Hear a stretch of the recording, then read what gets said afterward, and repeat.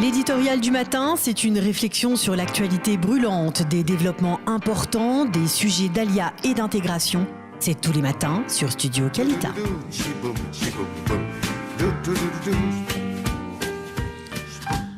Michel Kishka, bonjour, Boker Tov. Bonjour Daniel. Merci d'être avec nous ce matin sur Studio Kalita. Nous avons souhaité parler avec vous ce matin parce que nous sommes ce 9 janvier, nous commémorons l'attentat de l'Hypercacher à Paris, mais nous sommes 2 jours après l'attentat contre Charlie Hebdo et le Jérusalem Press Club a voulu marquer cet anniversaire, ces 3 ans après donc l'attentat contre Charlie Hebdo, en organisant un concours de caricature. Et vous avez été le président du jury de ce concours. Alors d'abord, parlez-nous de cette initiative prise par le Jérusalem Press Club. D'accord. D'abord, c'est une initiative qui est née pendant l'année qui a suivi les attentats. Et le premier concours s'est donc déroulé en 2016. Il s'adresse aux lycéens d'Israël de 13 à 17 ans. Il y a un thème.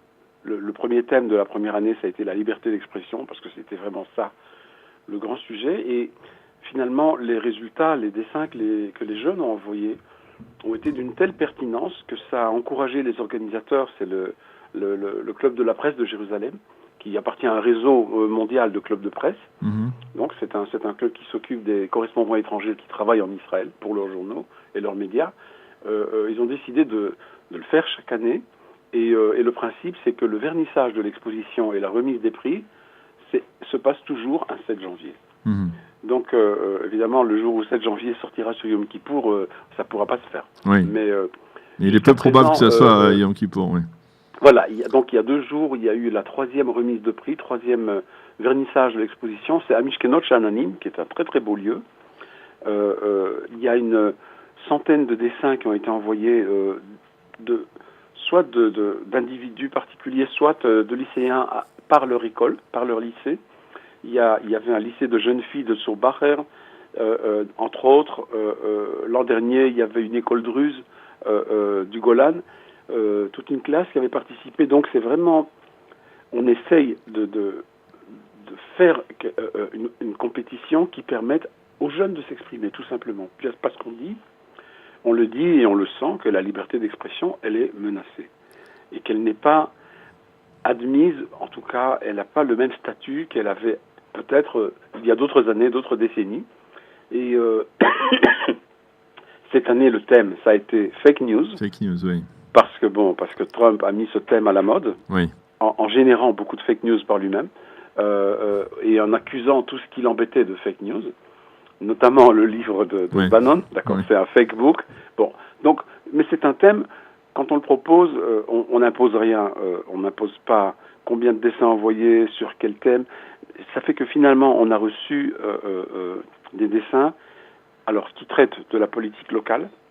Il y a pas mal de dessins sur Bibi Netanyahu, de Trump, mais il y a aussi pas mal de dessins qui sont arrivés, des dessins forts, sur les violences contre les femmes. Il y a beaucoup de jeunes lycéennes qui participent. Je pense qu'il y a plus de jeunes filles que de jeunes garçons qui participent à ce concours. C'est intéressant. Donc, je vous disais, la violence contre les femmes, la pauvreté, les réseaux sociaux, l'obsession des réseaux sociaux, l'écologie. Donc vraiment, ils saisissent à bras-le-corps les thèmes qui les préoccupent et ils font des dessins qu'ils doivent envoyer. Il y a une date, tout s'organise comme un vrai concours avec un vrai jury. Et il y a des prix conséquents. Le premier prix a gagné un chèque de 3000 shekels, c'est pas rien du tout pour une jeune fille de 16 ans. Et voilà, donc il y a une exposition à Mishkenot Sha'ananim avec les 24 dessins qui ont été sélectionnés pour être exposés. Parce que voilà, on fait une sélection, il y a des dessins qu'on estime ne pas être à la hauteur d'une attente minimum, soit sur le thème, soit sur le message, soit sur le dessin en lui-même. Et parmi ceux qui sont de bonne qualité, il y a 3 prix qui sont décernés, un premier, un deuxième et un troisième prix. Cette année, il y avait 2 deuxièmes prix ex aequo. Et les jeunes sont très contents, ils viennent avec leurs parents, certains viennent avec leurs instituteurs ou institutrices. Il y a une belle cérémonie, ils reçoivent un diplôme. Et puis, le centre, le club de la presse de Jérusalem a l'ambition de rendre ce concours international à partir de l'année prochaine. Donc, ils vont contacter le réseau des clubs de presse avec lesquels ils sont connectés dans le monde, leur raconter ce qui se passe, leur montrer les résultats et proposer que chacun organise et en tout cas fasse passer l'information, parce qu'aujourd'hui un dessin s'envoie par Internet, donc on n'a pas besoin d'être sur place, et on espère l'année prochaine avoir des dessins qui viendront d'en dehors d'Israël aussi. Et je pense que ça peut être une très très bonne chose. Alors, ce n'est pas un hasard si vous avez été choisi pour être le président du jury de ce concours.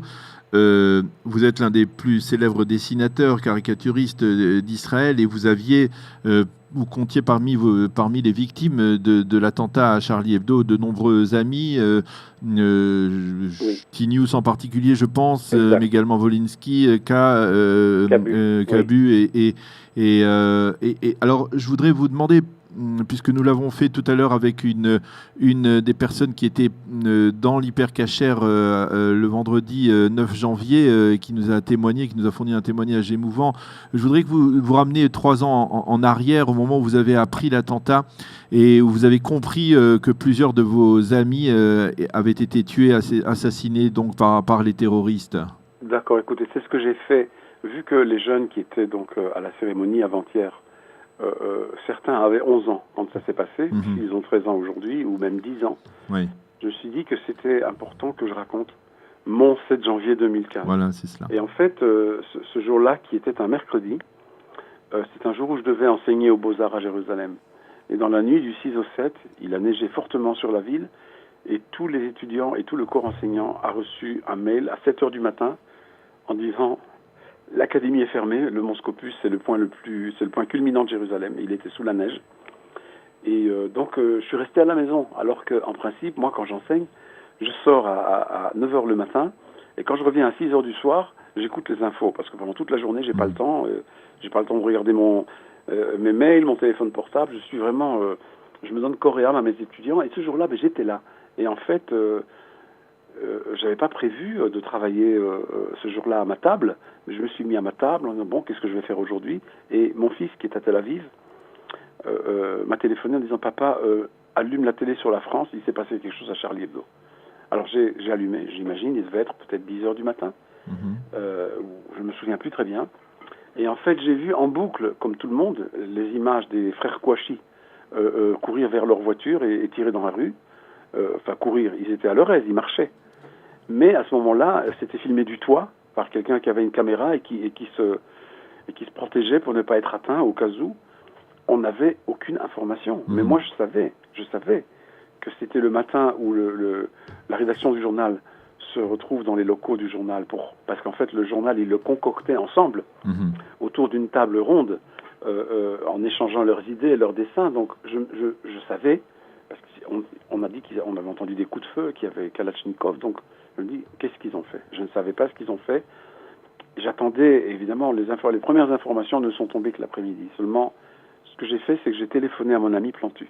Et j'ai appelé Plantu à Paris, j'ai dit, Plantu, qu'est-ce qui se passe? Est-ce que tu sais déjà ce qui se passe? Est-ce que tu sais, qu'en France, on donne déjà des noms? Alors, il m'a dit que, officiellement, non, mais qu'on sait qu'il y a des morts et que, en fait, il est très très probable que tous les dessinateurs qui étaient à cette réunion-là ont été assassinés. Alors ce que j'ai fait, j'ai envoyé un mail à T-News. Je ne me rendais pas compte encore de l'ampleur de ce massacre. J'ai envoyé un mail à T-News et je lui ai écrit « Dis-moi que tu es sain et sauf, bise de Jérusalem enneigée ». Et évidemment, je n'ai jamais reçu de réponse. Et au fur et à mesure de la journée, l'information tombait. Et quand les noms sont tombés... je les ai ressentis très fortement, vraiment comme... Pour moi, je compare un peu ce que j'ai ressenti au soir de l'assassinat de Rabin, au niveau de ce que ça m'a fait personnellement. C'est quelque chose qui m'a touché profondément dans mes entrailles.